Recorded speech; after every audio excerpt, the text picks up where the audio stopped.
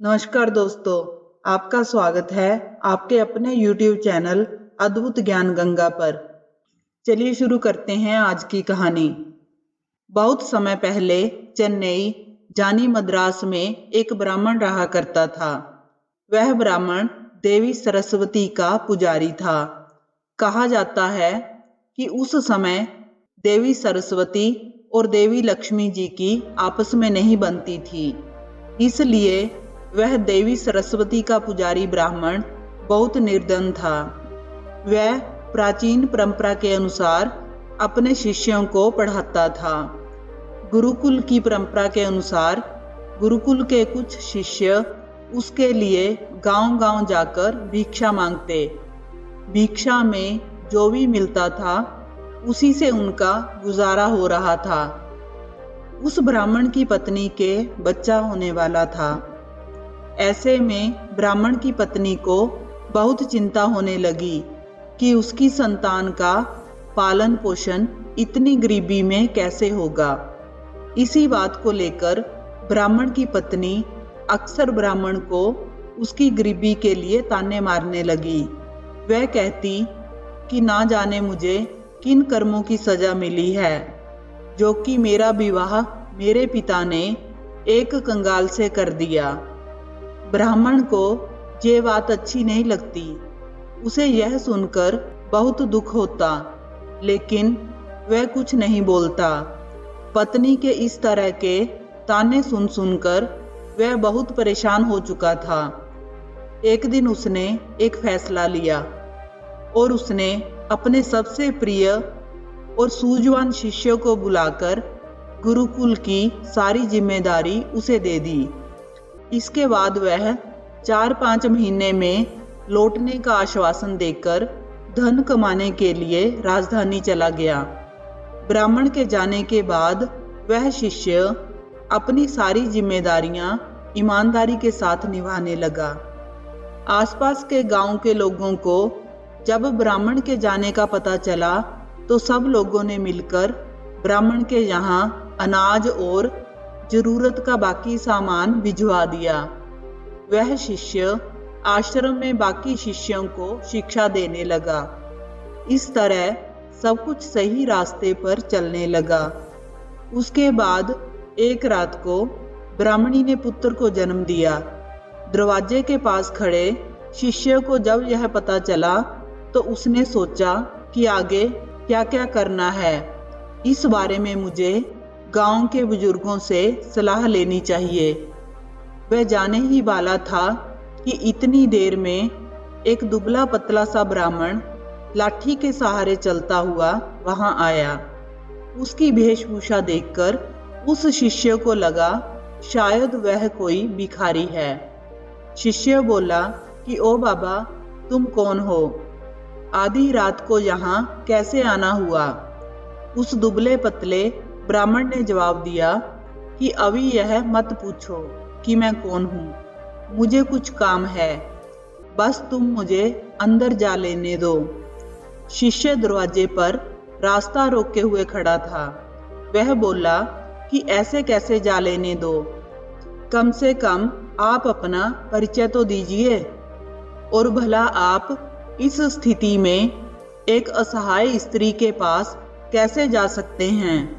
शिष्य की बात सुनकर उस ब्राह्मण ने हंसते हुए जवाब दिया कि ठीक है, अगर तुम जानना ही चाहते हो तो सुनो, मैं विधाता हूँ, सबका भाग्य लिखने वाला। आज यहाँ बच्चा पैदा हुआ है तो बस मैं उसी का भाग्य लिखने चला आया। भाग्य लिखने वाले को कौन रोक सका है भला? इतना कहते हुए वह ब्राह्मण हंसते हुए शिष्य को रास्ते से हटाते हुए अंदर चला गया। कुछ देर बाद जब वह बाहर आया तो उस शिष्य ने उत्सुकतावश पूछा कि महाराज, फिर आपने मेरे गुरु भाई के भाग्य में क्या लिखा? आज तक विधाता ने किसी को भी नहीं बताया है कि उन्होंने किसके भाग्य में क्या लिखा है, परंतु आज यह शिष्य भी उन्हें ऐसे जाने देने वाला नहीं था। उस शिष्य से पीछा ना छूटते देखकर ब्राह्मण विवश होकर बोला कि तुम यही जानना चाहते हो ना कि मैंने उसके भाग्य में क्या लिखा है, तो तुम मेरी बात ध्यान से सुनो। मैंने लिखा है कि यह लड़का हमेशा निर्धन ही रहेगा। इसके पास घर में एक गाय और एक बोरा अनाज के अलावा कुछ भी नहीं रहेगा। ये कितना भी परिश्रम कर ले, ये धन नहीं कमा पाएगा। इतना कहते ही वह ब्राह्मण वहां से चलता बना। शिष्य को उसके इस व्यवहार पर बहुत गुस्सा आया, परंतु वह ब्राह्मण अब जा चुका था, इसलिए कुछ किया नहीं जा सकता था। कुछ महीने बाद गुरुकुल का ब्राह्मण लौट आया। आकर जब उसने देखा कि गुरुकुल में सब कुछ व्यवस्थित ढंग से चल रहा है, तो उसे बड़ी प्रसन्नता हुई। वह अपने साथ काफी धन कमाकर लाया था। अब उसे किसी बात की कोई चिंता नहीं थी, इसलिए उसका जीवन अब हंसी खुशी गुजरने लगा। लेकिन ये खुशी ज्यादा दिन तक ना टिक सकी। सारा धन खत्म हो गया और कमाई का और कोई साधन ना होने से एक बार फिर से गरीबी आ गई। अब उस ब्राह्मण का परिवार फिर से 2 साल पहले वाली हालत में आ गया था। इस बार ब्राह्मणी को फिर से बच्चा होने वाला था। ऐसे में जब ब्राह्मण ने उस शिष्य से अपनी हालत के बारे में विचार विमर्श किया, तो शिष्य ने उन्हें फिर से राजधानी जाने की सलाह दी। ब्राह्मण पहले की तरह अपनी सारी जिम्मेदारी अपने उसी बुद्धिमान शिष्य के कंधों पर छोड़कर राजधानी चला गया। सब कुछ वैसे ही चलने लगा जैसे पहले चलता था। फिर से गांव के लोग अनाज व जरूरी सामान दे गए। समय आने पर ब्राह्मणी की कोख से एक कन्या ने जन्म लिया। जब शिष्य को इस बात की खबर हुई, तो वह अपनी गुरु बहन को देखने के लिए गया, लेकिन उसके पहुंचने से पहले ही वहां बेही दुबला पतला ब्राह्मण पहुंच गया था, जो खुद को भाग्य विधाता बताता था। उसे देखकर शिष्य को गुस्सा तो बहुत आया, परंतु वह कर भी क्या सकता था। जब वह ब्राह्मण देव बाहर निकले, तो उस शिष्य ने फिर से उन्हें पूछा कि कहो महाराज, अब कैसा चक्रव्यूह रचकर आए हो। ब्राह्मण ने चेहरे पर व्यंग्यात्मक मुस्कान लिए हुए कहा कि अरे भाई, गुस्सा क्यों होते हो, मैं तो यहाँ बस अपना काम करने आया था। सबका अपना काम है, मेरा ये काम है, इसमें मैं क्या कर सकता हूँ। अब शिष्य से रहा नहीं गया और उसने पूछ ही लिया कि अच्छा महाराज, ठीक है, मगर बताओ तो सही, आखिर मेरी गुरु बहन के भाग्य में आपने क्या लिखा।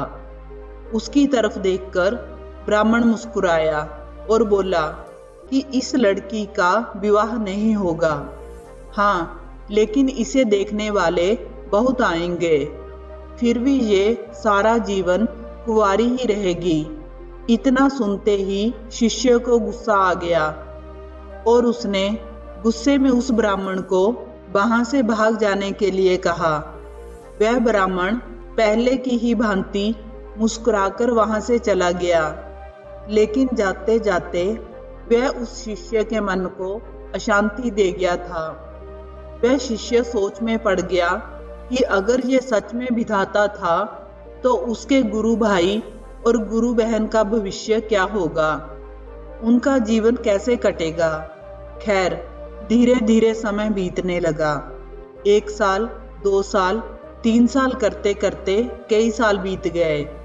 शिष्य का गुरु यानी कि ब्राह्मण वापस नहीं आया। राजधानी से जितने भी व्यक्ति वापस आते, उतनी ही बातें बताते। कोई कहता ब्राह्मण की मृत्यु हो गई है, कोई कहता वे अपनी पत्नी से परेशान थे, इसलिए संन्यास लेकर जंगलों में चले गए हैं। वह शिष्य ही ब्राह्मण के घर और गुरुकुल की सारी जिम्मेदारी संभाल रहा था। सबके साथ साथ उसने अपने गुरु भाई और गुरु बहन को भी शिक्षा देकर उन्हें शिक्षित किया। 18 साल बीत चुके थे। ब्राह्मणी का पुत्र 20 वर्ष का हो गया था। उस शिष्य को लगने लगा कि अब उसका गुरु भाई गुरुकुल की व्यवस्था संभालने लायक हो गया है। इसी विचार से अब शिष्य अपनी सारी जिम्मेदारी उसे देकर वहां से विदा लेना चाहता था। ब्राह्मणी व उसके पुत्र और पुत्री ने उस शिष्य को रोकने का बहुत प्रयास किया, मगर सब व्यर्थ था। शिष्य जब जा रहा था तब गुरु भाई उसे छोड़ने के लिए कुछ दूर तक उसके साथ गया। जब गुरु भाई आशीर्वाद लेकर वापस लौटने को हुआ तब उस शिष्य ने उससे कहा, भाई मैं जा रहा हूँ, मगर मैं अभी तुम्हें जो 2 बातें बताऊंगा तुम उन बातों का हमेशा ध्यान रखना। पहली बात, कभी भी अपने घर पर अनाज से भरा हुआ बोरा और दूध देने वाली गाय मत रखना। अगर तुमने दोनों रखे तो तुम सारा जीवन निर्धन ही रहोगे। दूसरी बात, जब भी कोई व्यक्ति तुम्हारी बहन के विवाह के संबंध में बात करने आए तो उन्हें 100 सोने की मोहरें लेकर आने को बोलना, और जब वो 100 सोने की मोहरें तुम्हें दे दें तभी अपनी बहन उन्हें दिखाना। लड़के ने वैसा ही करने का वायदा उस शिष्य से किया और वापस आश्रम लौट आया। अगले ही दिन गांव के एक पुरोहित ने अपने घर से उसे एक दुधारू गाय और एक बोरा अनाज उस लड़के के घर भिजवा दिया। लड़के ने उसी समय गाय और अनाज का बोरा बेच दिया। उसके अगले दिन फिर किसी ने एक बोरा अनाज और एक दुधारू गाय भेजी। लड़के ने फिर वैसा ही किया। अब आए दिन ही गायें और अनाज के बोरे आने लगे। लड़का उन्हें अपने वायदे के अनुसार बेचता गया। इससे उसका भाग्य बदल गया और जल्दी ही वह अमीर हो गया। उसकी बहन के विवाह की उम्र भी हो गई थी। थोड़े ही दिनों में उसके विवाह के लिए कई लोग उस लड़के को संपर्क करने लगे।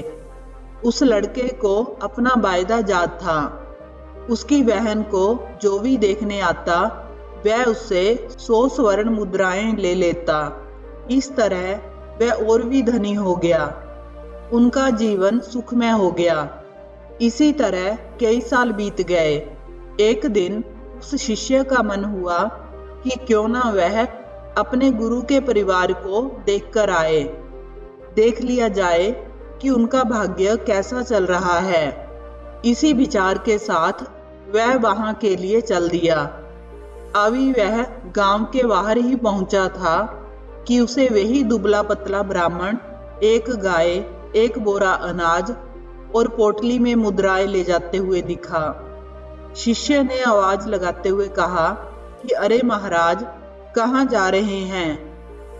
ब्राह्मण ने उसकी ओर देखा और गुस्से में ऊंची आवाज में बड़बड़ाना शुरू कर दिया कि फिर आ गए जले पर नमक छिड़कने। देख लो, ये सब तुम्हारा ही किया धरा है। रोज एक दूध देने वाली गाय, एक बोरा अनाज और 100 मुद्राएं देते देते मेरी ऐसी की तैसी हो रही है। दिमाग काम नहीं करता कि तुम्हारे इस चक्रव्यूह से कैसे निकलूं। उस शिष्य ने कहा कि मेरा चक्रव्यूह? फिर वह शिष्य बोला, महाराज, आप भूल रहे हैं कि भाग्य तो आप लिखते हैं। फिर भला मैं कैसे आपको किसी भी चक्रव्यूह में फंसा सकता हूँ? शिष्य ने चुटकी लेते हुए कहा। उस ब्राह्मण ने कहा कि बेटा, मैं तेरी बुद्धि से हार चुका हूँ। मेरी सहायता कर और तू ही मुझे इस झंझट से निकाल। शिष्य ने कहा कि ब्राह्मण देव, अगर आपको इस झंझट से निकलना ही है तो उन दोनों की भाग्य रेखाएं जो आपने लिखी हैं वह मिटा दीजिए या बदल दीजिए। आप तो जानते ही हैं ये कलयुग है। आज का इंसान स्वयं अपनी बुद्धि से अपना भाग्य बनाता है। उदाहरण आप देख ही रहे हैं। ब्राह्मण बुदबुदा उठा कि ऐसे कैसे मिटा दूं? मैं भाग्य की रेखाएं। अब तो वह शिष्य भी अपनी जिद छोड़ने वाला नहीं था। वह बोल पड़ा, तो फिर उठाइए झंझट, मैं भी कुछ नहीं कर सकता।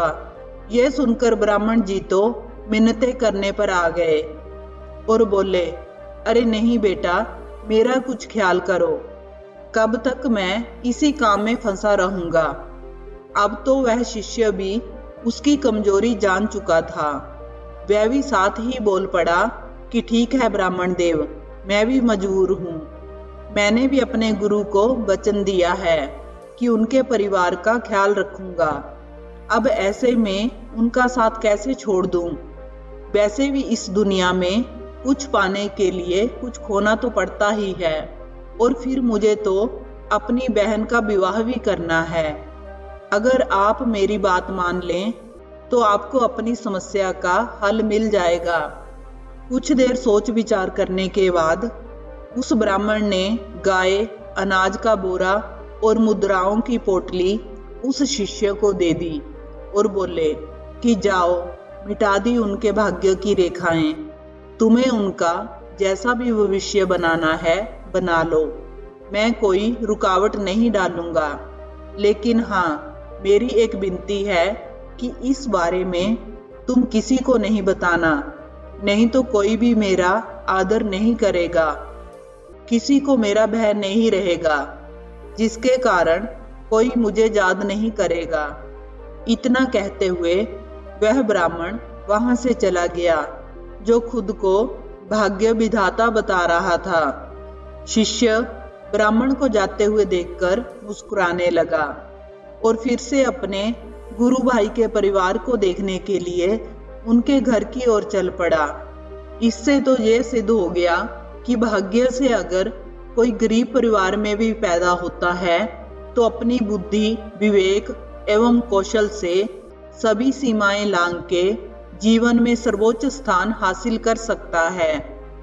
इसलिए भाग्य और बुद्धि दोनों का मनुष्य जीवन में अपना अपना योगदान है। बड़े या छोटे में इन्हें परिभाषित करना अन्याय होगा। आप ही हो जो अपनी बुद्धि से अपना भाग्य बदल सकते हो। यदि आप अपने लक्ष्य के लिए पूरी तरह से समर्पित हैं, तो ऐसी कोई भी चीज नहीं जो आप हासिल नहीं कर सकते। हो सकता है हमारी परेशानियों में ही हमारी सफलता कहीं छुपी हो। आपदा को अवसर में बदलने की बात तो आप सबने सुनी ही होगी, लेकिन ये वाक्य सिर्फ उनके लिए है जो सबसे अलग सोच रखते हैं। बाकी सब तो बस भाग्य के सहारे बैठे रहते हैं। याद रखिए, सामान्य बुद्धि बस सामान्य परिस्थितियों तक ही हमारा साथ देती है। जब परिस्थितियां असामान्य हो जाती हैं तो उनका निवारण सामान्य सोच के साथ नहीं किया जा सकता। उस समय हम तभी सफलता प्राप्त कर सकते हैं जब हम कोई नई चीज खोज निकालें। याद रखिए, बुद्धि सबके पास है, लेकिन सफल वही है जो उन सब से आगे की सोच सकता है। ऐसा व्यक्ति किसी भी हालत में अपना भाग्य बदल सकता है। आशा करते हैं कि आपको यह कहानी पसंद आई होगी। अगर आपको यह कहानी अच्छी लगी हो तो वीडियो को लाइक करें, चैनल को सब्सक्राइब करें। कहानी को अंत तक सुनने के लिए आपका धन्यवाद।